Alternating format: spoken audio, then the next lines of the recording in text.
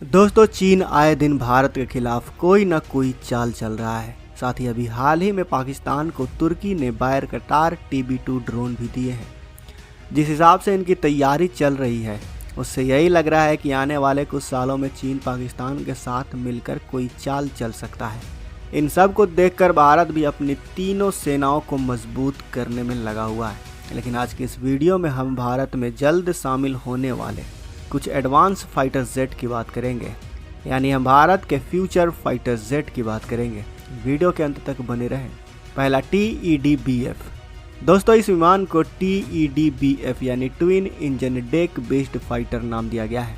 2 engine वाले इस विमान को जल्द ही तेजस की तरह एक नाम दिया जा सकता है। एरो इंडिया 2023 में यह पहली बार हुआ जब इस विमान से जुड़ी सबसे ज़्यादा जानकारियाँ आधिकारिक तौर पर सामने आई। इस विमान में बड़े पैमाने पर स्टेल्थ तकनीक का इस्तेमाल करने की योजना है। इसके नए मॉडल से खुलासा हुआ है कि इसके आगे का हिस्सा 5वीं पीढ़ी के विमान F-22 रैप्टर और F-35 फाइटर जेट की तरह होगा और इस वजह से यह आसानी से रडार पर भी नहीं दिखेगा। इसे भारतीय नौसेना के लिए बनाया जा रहा है। यह विमान INS विक्रमादित्य और INS विक्रांत जैसे विमान वाहक नौसैनिक जहाज़ों का भविष्य है। यानी दूसरे शब्दों में कहें तो यह समंदर में भारत की हवाई ताकत बनेगा। इस विमान को हवा से हवा और हवा से जमीन में मार करने वाली कई मिसाइलों से लैस किया जाएगा, जिसमें ब्रह्मोस अस्त्र जैसे हथियार शामिल होंगे। इसमें बड़ी रिफ्यूलिंग का फ्यूचर भी होगा, जिसका इस्तेमाल करते हुए एक विमान से दूसरे विमान में हवा में ही ईंधन भरा जा सकेगा। आधुनिक इलेक्ट्रॉनिक वॉरफेयर सिस्टम से लैस यह विमान दुश्मन के रडार और हथियारों को जाम करने में भी सक्षम होगा। इस विमान के पंख फोल्ड हो सकेंगे और इसीलिए यह जहाज छोटी सी जगह में भी आसानी से फिट हो पाएगा। इस फाइटर जेट में कुछ बदलाव करके इसे वायुसेना के लिए भी तैयार किया जा सकता है। शक्तिशाली इंजन की मदद से यह विमान LAC जैसे ऊंचाई वाले इलाके में उड़ान भरने के लिए एक अच्छा ऑप्शन साबित हो सकता है। तेजस मार्क 2। दोस्तों, तेजस MK2 मीडियम वेट का एयरक्राफ्ट है। इसकी लंबाई 14.6 मीटर होगी। विंग स्पेन तेजस से कम होगा और ऊंचाई 8.5 मीटर की होगी। तेजस MK2 की रेंज 3500 किलोमीटर की है। यह करीब 2300 किलोमीटर प्रति घंटे की रफ्तार से उड़ान भरेगा। तेजस मार्क 2 पर 6.5 टन का पेलोड लादा जा सकता है। तेजस MK2 में स्पाइस 2000, स्कैल्प और क्रिस्टल मैज जैसे वेपन सिस्टम लगे होंगे। एयर टू एयर कॉम्बैक्ट के लिए तेजस MK2 में अस्त्र मार्क 1 और अस्त्र मार्क 2 मिसाइल भी होंगी, जो इसे एक अमोघ लड़ाकू विमान बना देंगी। Cat warrior. दोस्तों, एरो इंडिया 2021 में HAL की तरफ से कैट्स वॉरियर ड्रोन को पहली बार दिखाया गया था। कैट्स वॉरियर ड्रोन HAL के कॉम्बैट एयर टीमिंग सिस्टम का एक अंग है। यह एक लॉयल विंगमैन मानव रहित लड़ाकू विमान है, जो कि पायलट द्वारा उड़ने वाला लड़ाकू विमान के साथ में उड़ेगा।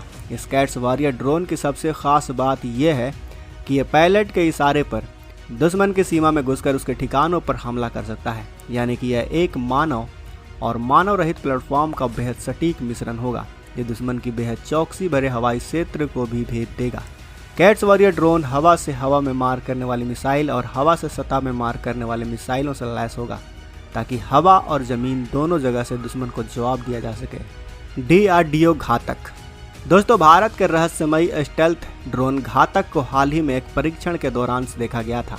स्टेल्थ विंग फ्लाइंग स्टेट का नाम लिए हुए इस ड्रोन का एक वीडियो और फोटो सामने आया था। स्टेल्थ ड्रोन घातक को रक्षा अनुसंधान और विकास संगठन यानी DRDO द्वारा विकसित किया जा रहा है, लेकिन इसकी जानकारी को पूरी तरह से अभी गुप्त रखा गया है। घातक प्रोजेक्ट को इसी साल फ्लैगशिप का दर्जा मिला है। घातक ड्रोन फ्लाइंग विंग डिजाइन पर आधारित है, यानी यह एयरक्राफ्ट अपने साथ ज़्यादा से ज़्यादा ईंधन और हथियार ले जा सकता है। घातक ड्रोन तेज रफ्तार में अच्छा खासा पेलोड कैरी कर सकता है।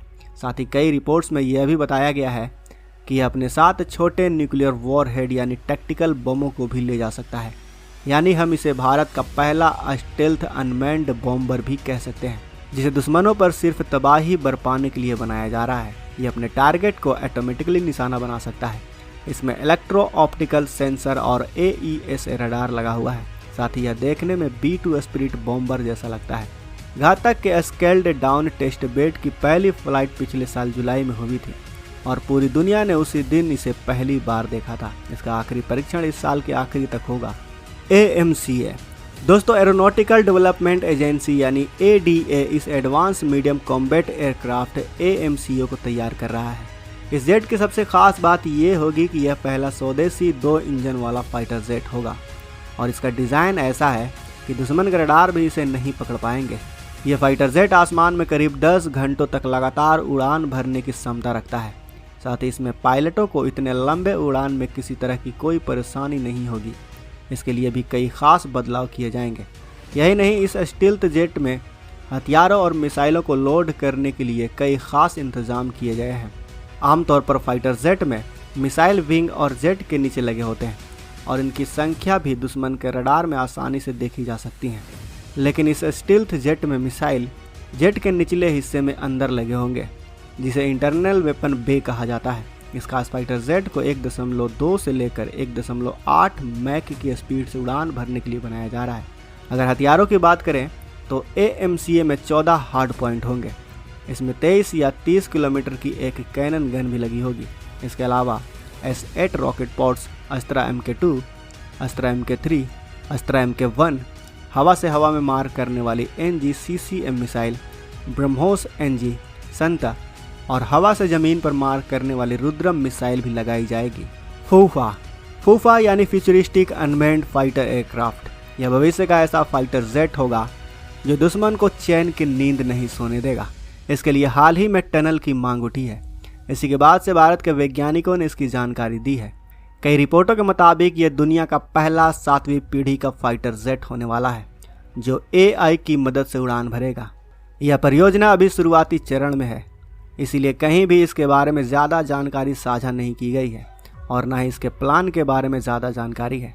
लेकिन भविष्य को देखते हुए फूफा का टेक ऑफ वजन 5500 किलोग्राम का होगा और यह 1500 किलोग्राम तक का पेलोड ले जा सकेगा। यह दुश्मन के खेमे में तबाही मचाने में पूरी तरह से सक्षम होगा। लेकिन जो चीज़ फूफा लड़ाकू विमान को दुनिया में सबसे अलग बनाती है वो चीज़ है इसकी सेल्फ हीलिंग तकनीक, और इसी तकनीक के कारण इसे 7वीं पीढ़ी का बताया जा रहा है। आपको बता दें चले कि यह बिल्कुल नई तकनीक होगी जिसका इस्तेमाल अभी तक किसी भी तरह के ड्रोन या लड़ाकू विमानों में नहीं किया गया है। अब कईयों के मन में सवाल आ रहा होगा कि यह सेल्फ हीलिंग तकनीक आखिर है क्या।